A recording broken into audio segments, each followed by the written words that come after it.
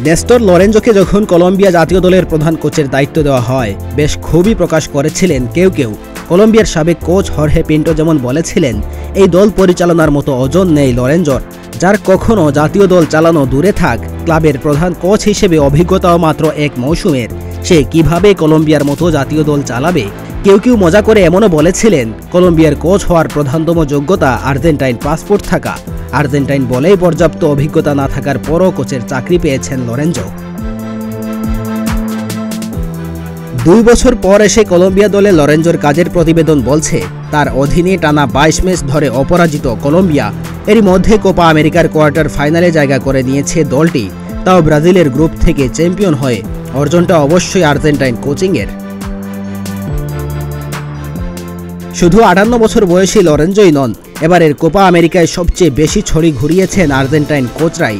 যে 4টি দল গ্রুপ সেরা হয়ে কোয়ার্টারে জায়গা করেছে, সব কটিরই ডাগ আউটে এক একজন আর্জেন্টাইন। 100 বছরের বেশি কোপা আমেরিকায় 4 আর্জেন্টাইন কোচের দলের গ্রুপ চ্যাম্পিয়ন হওয়ার ঘটনা নজিরবিহীন।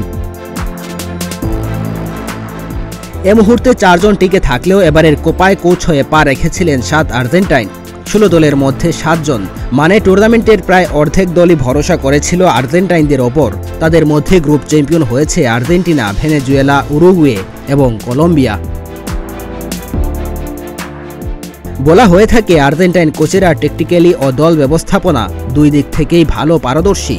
ফুটবলীয় সাফল্য ও দক্ষতায় আর্জেন্টিনার সঙ্গে সবসময়ই প্রতিদ্বন্দ্বিতা চলে প্রতিবেশী ব্রাজিলের। 5 বার বিশ্বকাপ জেতা ব্রাজিল আন্তর্জাতিক ফুটবলে অনেক দুর্দান্ত খেলোয়াড় উপহার দিলেও কোচ সরবরাহের দিক থেকে বেশ পিছিয়ে। বিপরীতে দক্ষিণ আমেরিকা মহাদেশের সেরা কোচদের অনেকেই আর্জেন্টিনা থেকে উঠে আসা।